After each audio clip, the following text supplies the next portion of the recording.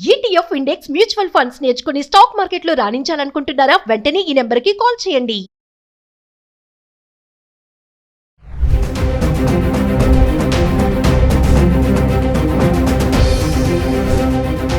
Hi hello namaste, welcome back to Suman TV. ప్రస్తుతం మనతో పాటు ఉన్నారు certified astro business coach Javeria గారు. నమస్తే మ్యామ్. నమస్తే నవీన గారు. జవేరియా గారు, ఈరోజు నా టాపిక్ ఏంటంటే హైదరాబాద్లో హౌస్ రెంట్స్ అసలు ఎలా అంటే హఠాత్తుగా పెరిగిపోయాయి. ఎలా అంటే 10,000 ఉన్నది 15,000, 15 ఉన్నది 20, 20 ఉన్నది 25, 25, 30 ఇంకా అట్లా వెళ్తూ ఉంది ఆయన పైకి. ఎందుకంటే ఇప్పుడు స్కూల్ స్టార్ట్ అయిపోతున్నాయి ఒకటి, ఇంకోటి ఏంటంటే వర్క్ ఫ్రమ్ హోమ్స్ మ్యాక్సిమం అన్నీ అయిపోయి మళ్ళీ అందరూ ఆఫీసులకు వెళ్తున్నారు, ఇదొకటి. అంటే ఇవన్నీ కూడా రెంటల్ పైన కూడా ఇంపాక్ట్ చూపిస్తుంది. అంటే అసలు ఎందుకు ఇలా రెంట్స్ పెరుగుతున్నాయి ఇమీడియట్గా అంటే ఏం చెప్తారు? ఎస్ నవీన గారు, ఆబ్వియస్లీ గత కొద్ది రోజుల నుంచి ఒక 2-3 ఇయర్స్తో పోల్చుకుంటే ఇప్పుడైతే ప్రజెంట్ చాలా చాలా కాస్ట్ అయితే చాలా పెరిగాయి. అండ్ తర్వాత ఇంటి అద్దె సో ఒక భారంగా మారుతుంది సామాన్య ప్రజలకి. కానీ ఐటీ సెక్టార్స్, ఐటీ కంపెనీస్ కానివ్వండి, అండ్ తర్వాత తరచుగా కొన్ని ఏరియాస్ డెవలప్మెంట్ ఇవన్నీ చూసుకుంటే గనక మనకు 15,000కి వచ్చే ఒక ఇల్లు ఇప్పుడు ఆల్మోస్ట్ 2022గా మారిందనమాట. అంటే కొన్ని ఏరియాస్ అయితే విపరీతంగా ఇక్కడైతే రెంట్స్ చూస్తున్నాము. ఫర్ ఎగ్జాంపుల్ మీకు నియర్ బై అంటే కొండాపూర్ కావచ్చు, తర్వాత మణికొండ కావచ్చు, అండ్ తర్వాత హైదరాబాద్ ఎస్పెషల్లీ గచ్చిబౌలి అటువైపు కానివ్వండి, చందానగర్ ఈవెన్. సో చందానగర్లో 18Kకి వచ్చేది ఇప్పుడు almost 22K 2 bedroom flat. So ఇంకా తర్వాత గేటెడ్ కమ్యూనిటీ మనం చూసుకుంటే 30-35 నుంచి ఆల్మోస్ట్ 60,000 వరకు కూడా రెంట్స్ అనేది పే చేస్తున్నారు. సో ఇదంతా ఎందుకు అంటే because of IT sector.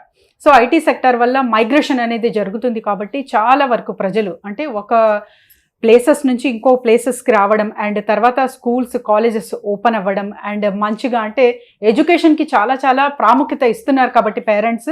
So సిటీస్కి చూస్ చేసుకోవడం కూడా జరుగుతుంది. బిజినెస్ వాళ్ళు కూడా చాలా వరకు షిఫ్టింగ్ అనేది చూస్తున్నాం, మైగ్రేషన్ అనేది చూస్తున్నాం. కాబట్టి ఇవన్నీ ఒక రీజన్స్ అనుకోవచ్చు నవీన గారు. కాకపోతే ప్రజెంట్ మీరు ఉన్న ఇప్పుడు ఇంట్లో ఉన్నా లేకపోతే కొత్తగా వెళ్తున్నా కూడా అక్కడ ఒక రెంటల్ అగ్రిమెంట్ అనేది ఉంటుంది. అది చేసుకుంటే ఇద్దరికి క్లాషెస్ రాకుండా, అంటే వాళ్ళకి ఇష్టం వచ్చినప్పుడు ఏదో నాకు నచ్చలేదు సో హఠాత్తుగా రెంట్ పెంచేసి అలా చేయడం జరగదనమాట. ఒక అగ్రిమెంట్ మీరు చేసుకున్నారంటే ఆ mutual understanding between tenant and owner.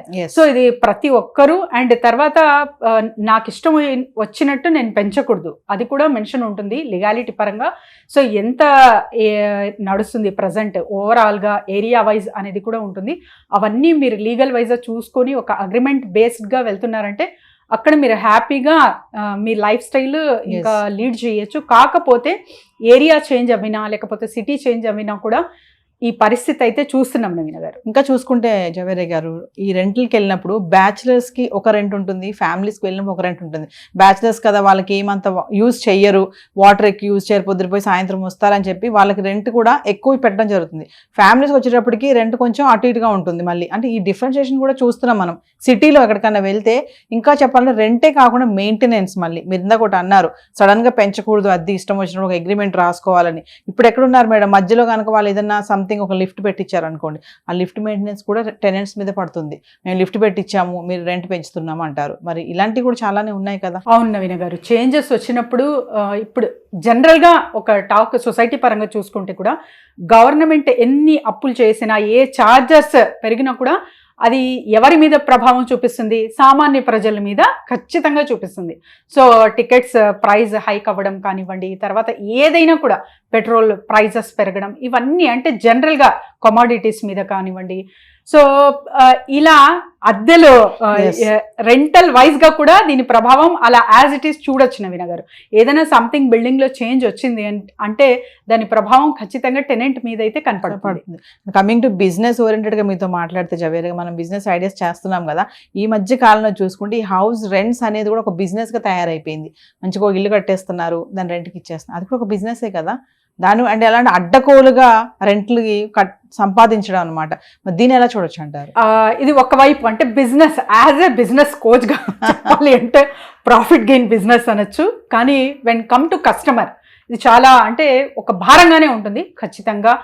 ఎందుకంటే ఇప్పుడు ప్రజెంట్ చూస్తే ట్రెండ్ అంతా అంటే సిటీ అంటేనే ఏదో ఒక సోర్స్ కోసం వస్తారు. సో పీజీస్ కానివ్వండి, హాస్టల్స్ కానివ్వండి, ఇవి కూడా చాలా వరకు గతంలో పోల్చుకుంటే పెరిగాయి వినగడు. సో ఇప్పుడు ఏం చేస్తున్నారంటే, అంటే సెమీ గేటెడ్ ఉంటాయి కదా బిల్డింగ్స్, ఒక 40 to 50 ఫ్లాట్స్ ఉన్నాయంటే ఆ బిల్డింగ్ మొత్తం పీజీకి ఇచ్చేయడం.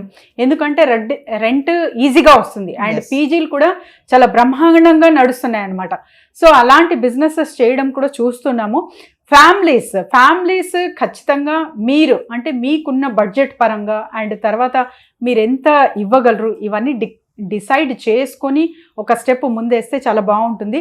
And when comes to gated కమ్యూనిటీస్లో నివసిస్తున్నారంటే ఖచ్చితంగా మైండ్ ప్రిపేర్ చేసుకునే వెళ్ళాలి. ఎందుకంటే అక్కడ మీకు చాలా వరకు మెయింటెనెన్స్ కూడా మీరు చెప్పినట్టు హైక్గానే ఉంటుంది అండ్ తర్వాత రెంట్స్ కూడా అప్స్ అండ్ డౌన్స్ అనేది చూస్తూ ఉంటాం అన్నమాట. చాలా మంది వేరే ఇప్పుడు మనం మైగ్రేషన్ అన్నారు కదా, కొంతమంది వస్తూ ఉంటారు, ముగ్గురు పిల్లలు ఉంటారు వాళ్ళకి. పాపం వాళ్ళు ఏంటంటే రూమ్ కోసం వచ్చినప్పుడు ఓనర్ కూడా ఏంటంటే చాలా మంది కఠినంగా ఉంటారు, ఇంతే రెంట్ ఉంది కడతారా, కట్టకపోతే వేరే వెళ్ళిపోండి అని అంటున్నారు.